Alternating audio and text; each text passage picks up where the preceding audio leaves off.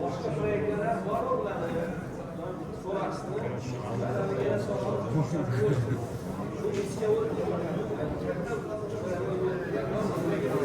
Ultrani beraman hozir. Yana bitta prezentatsiya ko'rsataman sizga unda invertorni nasıl ekanligini. Prosamatni o'yindan chiqarmoqchiman men.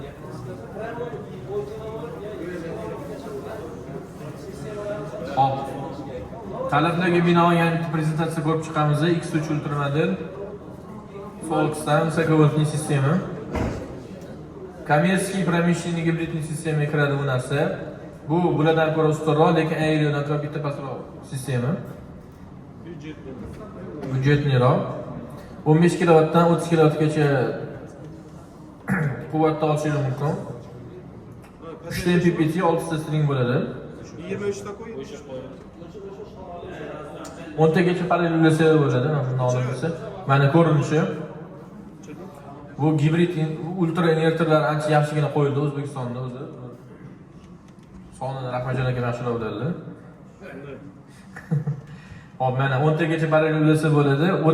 300 kWh yo 300 kW mощностьga ega bo'lgan gibrid sistemani ostida bo'ladi bemalol. Bularni ishlatgan holda. Kattasi 30 kWli.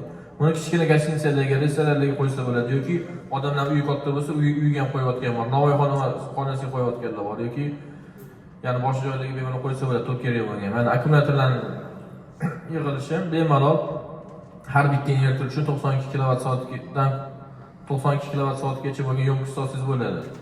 Endi hozir yangi akkumulyator ham chiqqan. Har bittasi 5 kW dan yechakani yig'asiz, ikkita yechak yig'sangiz, bittasi 66 dan 130 kWh zaxira yig'sangiz bo'ladi bitta invertorda, shu invertor o'ziga. Qatlarga qo'yiladi.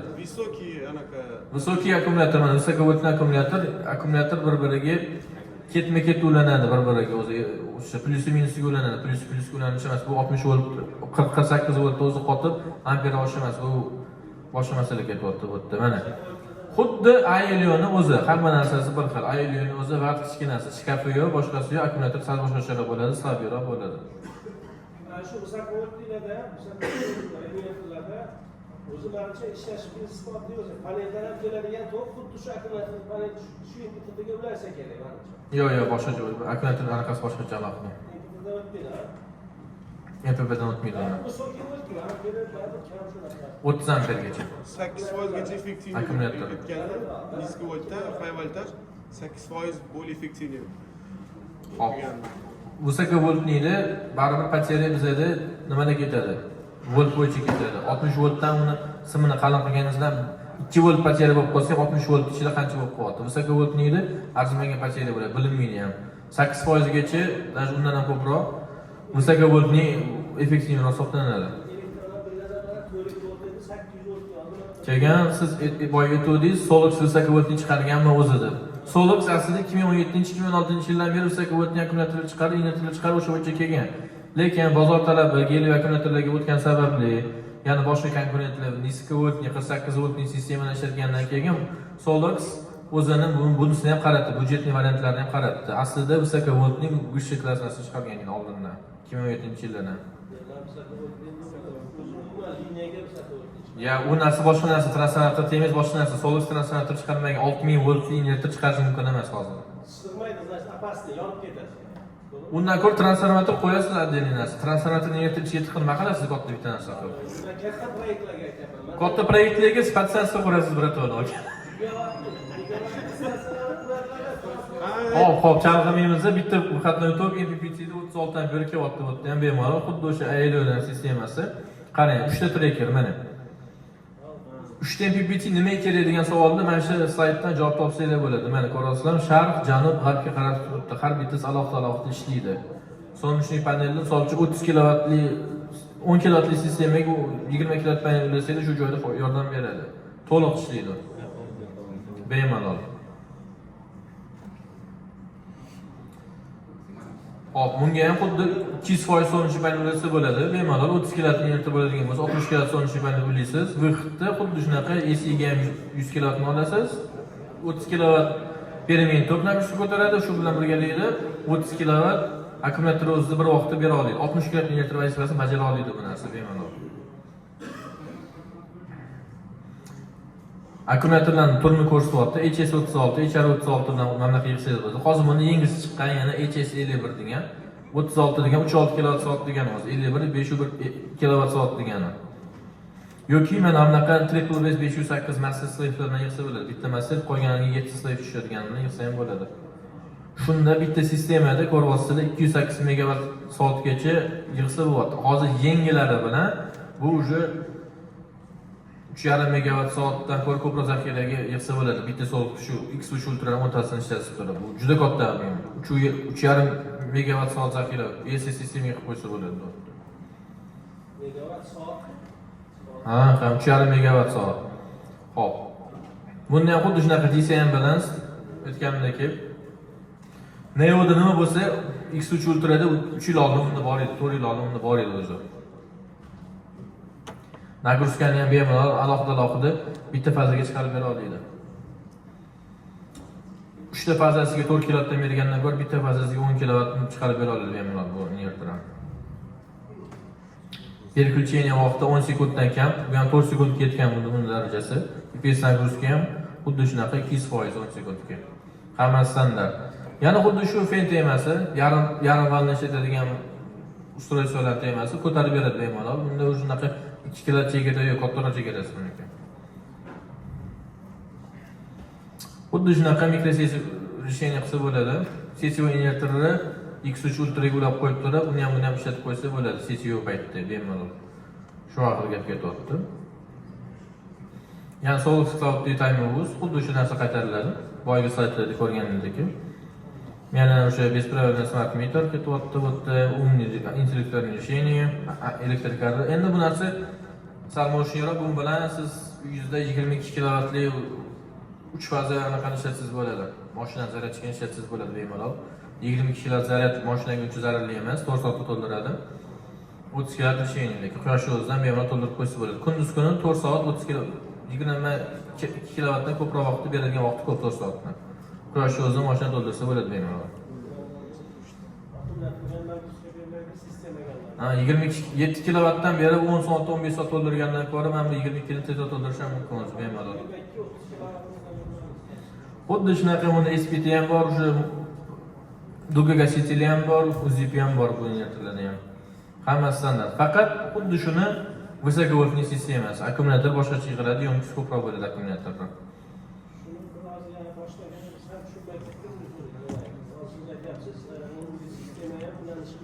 Ha. Ha. Aver bo'lish kerak emas. Tashqariga chiqarib, ichkariga qancha beradi? Chiqaradi. Svet o'chgan paytda. Svet o'chgan paytdan svet bor paytda ham ishlatadi. Svet o'chgan paytda Svet bor paytda ham ishlatadi. O'sha davlat to'ki bor, ses bor paytda ham ishlatadi, ses yo'q paytda ham ishlatadi. IPSdan mana qarang. Agar mikrosessiya поддержка qilmaydigan sistema bo'ladigan bo'lsa, svet o'tgan narsa любой invertor поддержка qiladi. So'ngchi bir xil invertor поддержка qiladi mikrosessiya, gibrid invertorlar. Bir xillari yo'q. Поддержка qiladiganning farqi nimada desiz, IPS portiga ulagan nagruskiz qaydib grid portdan aylanib chiqib ketadi tokingizda. Tasavvur qiling, 30 kW gibridingiz bor, unga 30 kW CCU ulagansiz, nagruskiz 0. Tashqariga 60 kW to'liq qolib sota olasiz. Svet o'chganda nagruskiz kerak bo'lgan qancha ehtiyojingiz bor, o'shancha ishlatasiz, bo'ldi. Unda o'chib turadi-ku. Ha, 10 grid ishlatib biladi. Ishida. Invertor urush bitgan zaminlarga bir portlab ketdi. Bu narsani bir 8-marta qaytarishimiz uchun o'zi bor. 3 ta chunki qani 3 ta gibrid invertor ketyapti, hammasida 2-3 marta shu savol qaytarib kelyapti bu narsa. Yo'q, alohida podдержкасы bor bu narsasi. Hammasi hisob kitob qilingan. Programmaning simini ulab qo'yishdan ish bitmaydi. Siz nasuriga qilasiz. Buni programmasini to'g'rilaysiz, kelishtirasiz bir-biriga, keyin bo'ladi. Xohlagan simingizni ulab qo'ysa, aytayotganingizda yonib ketadi, to'g'ri. Sizlarda bormi, kim qo'ygan adam bormi shuni? Kim bor? Gibrid bilan gibridni daftaran bormi? Ha, qo'yibdi. Deyda ko'p. Kim negasida? Ha, Muhammad, onu bilasiz. Bu yoshlarida o narsa videoni ko'rsat, shunday ko'rishlar. Yani Çiğo'dan safar yerinde Kitays'tan terlasını Hop. Высоковольтный sistema tushadigan akkumulyatorlar sistemasi mana 25 yoki 36. HSS 36 olingan yaxshi, 25 ham kichkina keladi o'zi. 36 endi 3,5 kilovat, 3,6 kilovat, 2,5 kilovat deganlar. To'g'ri. Yoki mana bunaqa pramishniy ko'rinishi bor. Bu ikkalasi ichi bir xil. Bu prosta ichkariga mo'ljallangan, dizayni chiroyliroq. Bu sal sokinroq, lekin ishlashi bir xil keladi. HR36 ni. Yana HS51, HR51 modeli ham chiqdi. Kattaroq, 5 kilovatdan. Yoki o'zimizning eskidan bo'lgan T58 akkumulyator. Kamida yoqish uchun Vysokol sistemani bitta master, bitta slave. Kamida 2 ta akkumulyator kerak bo'ladi har doim. Ko'pi bilan ketaveradi, 16 tagacha yetkazsa bo'ladi. Shu masterning ham nimaligini aytsangiz. Master nega master bor, nega slave bor desangiz, slave'da BMS bo'lmaydi. Plus minus qismini ulab qo'yasiz bo'ldi. Bitta master o'zida BMS bo'ladi. Yo'nqisi bir xil, uzunligi o'sha joyda BMS joylashgan. To'g'ri, shu joyda BMS joylashgan. Bo'ldi, shuning uchun. Bitta master o'ziga 3 ta slave qabul qiladi. Ikkinchisi slave'da BMS yo'q. BMS qanaqa? BMS как контроль BMS akkumulyator uchun bor, kontrolniy plata bor. High voltajlarda kontrolniy plata bor, to'g'rimi? Biz aytamizki, shkaf. Shu главный platasi kontrolniy bordi, shu yerda joylashgan, ikkisida ham отдельный BMS bor. Master argi slave'larni boshqarib turadi. Tushundingizmi? Balansda o'shiydi. Bo'lmaydi. Mastersiz slave ishlamaydi. Пособник anavi, bu главный bo'lsa, argi Bitta master qo'yiladi, ketidan 7 tagacha slave. Shu ustajli master bo'lmasa, slave'lar ishlayolmaydi. Главный miya bunda master. Ikkita master olmaysiz bir-biriga lekin. Shunaqa. Ta'minda lekin har bir narsa BMS bor. Любой master qilsa bo'ladi. Narxi farq etadi, $300 farq etadi. Nashat veda kontrol zavodda o'zi qilmoqda $300. Texnik kirmaydi, finansiy отчет mana bu emas. Farqlanmas, farqlanadi. Hem mal bo'ldi siz olasiz. Mut ber tutdi, mut. Yana xuddi shunaqa prikladni ishlaydigan ko'p chiqsa bo'ladi, har xil situatsiyalar qilib. Mana bu yerda mana adapter box G2 bor. Teplovoy nasos o'zini kontrol qilish uchun alohida. Heat pump bilan teplovoy nasos. Kerak paytda yoqib, kerak paytda o'chirish uchun. Ha. Qarang, teplovoy nasosga qancha energiya bersangiz, shuncha effektivniy bo'ladi. U narsani o'zingiz kontrol qila olasiz. Alohida. Yoki boshqa любой, men aytganimdek, cho'plik bo'lma, yoki uyingiz uchun suv qaynatish uchun bitta anaqa temma, любой narsa ulab qo'ysangiz bo'ladi. Adapter box. Ishlab chiqaryapti. 20 kilovat mo'shtasi bilan ham bormi? Yo'q, vozuq bilmadim mana. Teplovoy nasos hali tayyor bo'lsa, ishlab chiqarsin, keyin ko'ramiz.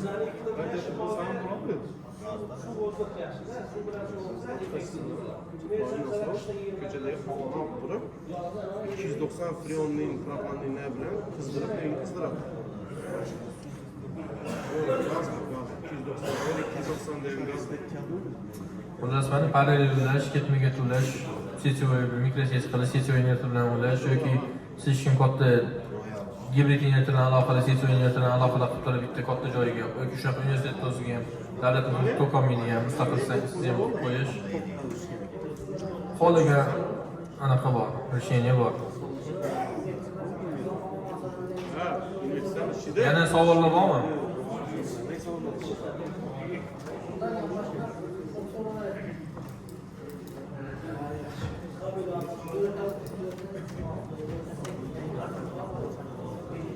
Savollar yo'q bo'lsin-a? Bir qarsak chapqonlar.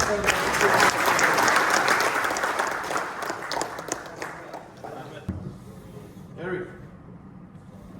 Finish.